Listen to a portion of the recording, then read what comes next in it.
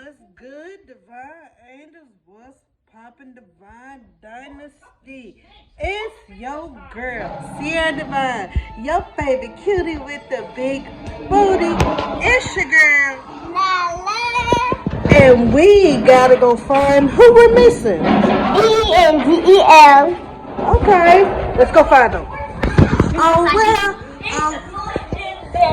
say it again. It's your boy Denzel.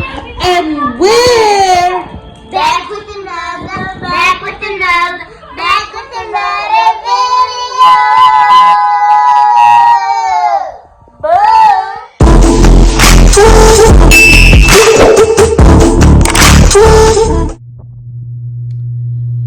short story challenge. And I'm gonna get right into it. So,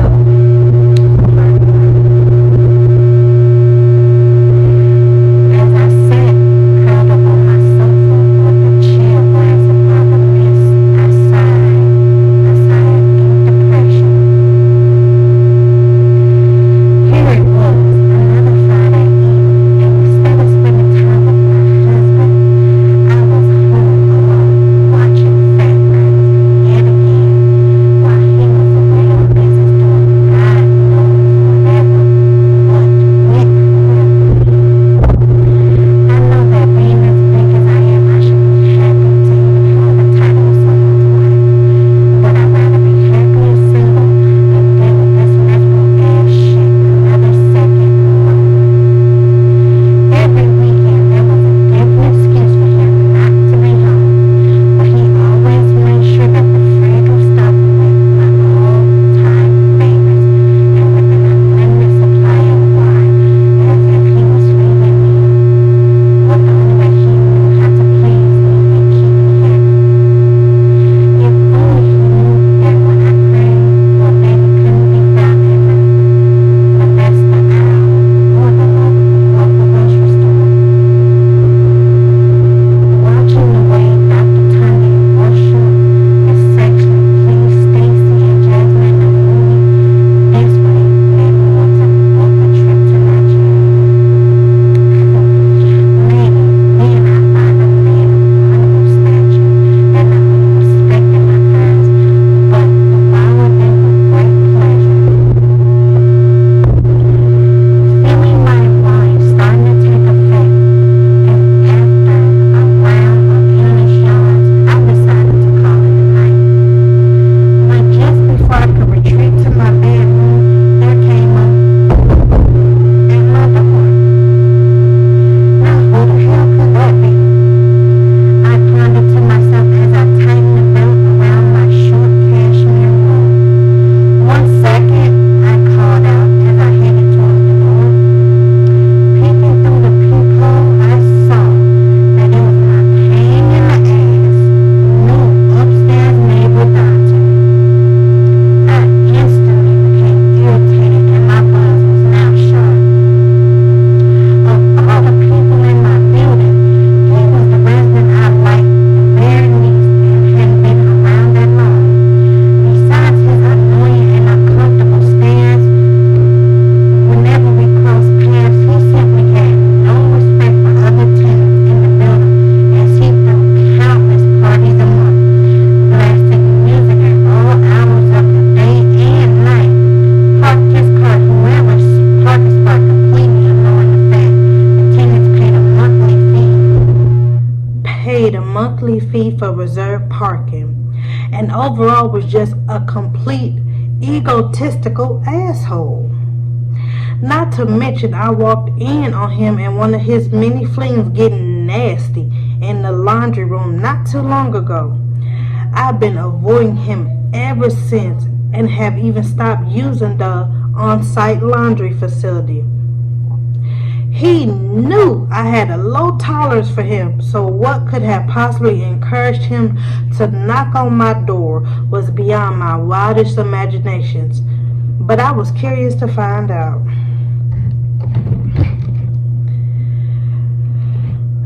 After I quickly combed my fingers through my wild mane, I opened the door. Yes, I answered with much annoyance in my voice and my door slightly ajar. "Sup, Thickums? Sorry to bother you so late, but seems like the mail carrier was under the impression that you and I had moved in together," he stated, handing me a stack of mail. "Apparently so. This looks like a month's worth of mail," I told him, taking the rubber banded envelopes and thumbing through it.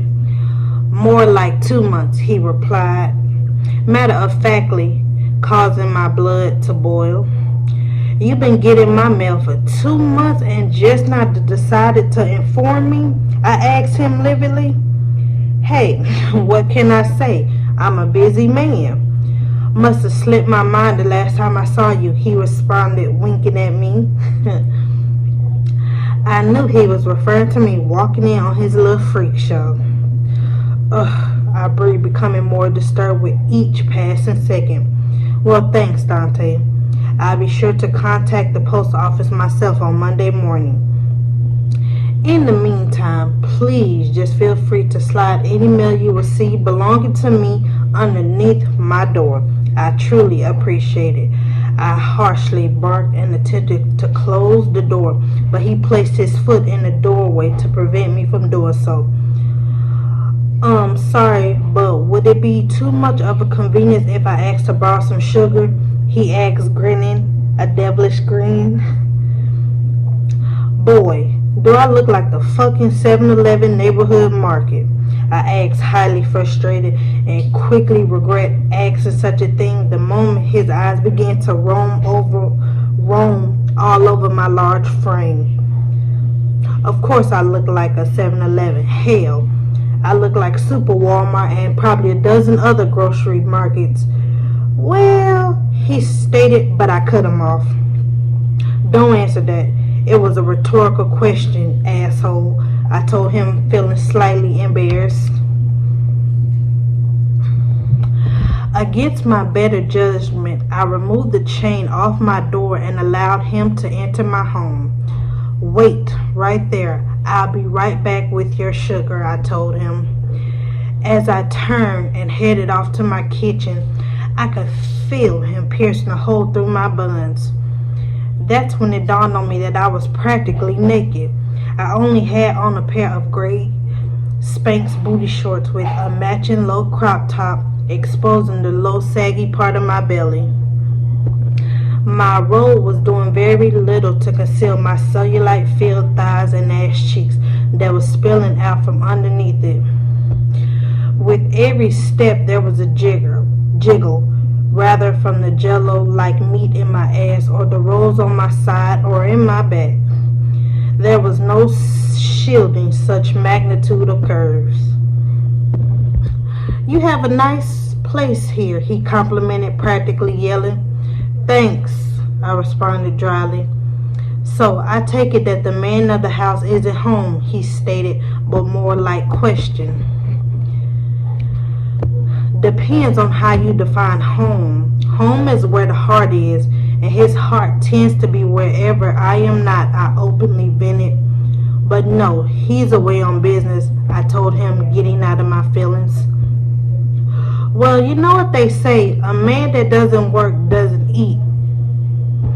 His response kind of irritated me, but something about the way he said the word eat made me instantly become moist. Shaking the impure thoughts from my head, I proceeded to climb up onto the step stool to reach the shelf where I keep sugar and other condiments. Wanting to cut the visit short, I decided to give him the whole bag of sugar rather than struggle with the task of putting it in another container, which would give him motives other than my mail to return. Just as I was climbing down from the shelf, I became startled as I felt a pair of firm, smooth hands caressing my thighs. "What the hell, Dante? What the hell are you doing?" I asked, yelling, damn near dropping the bag of sugar. I hadn't even noticed that he walked into my kitchen. Realizing that he still had his hands on my body, I instantly tensed up and became uncomfortable. "Dante, what?" I started, but was cut off.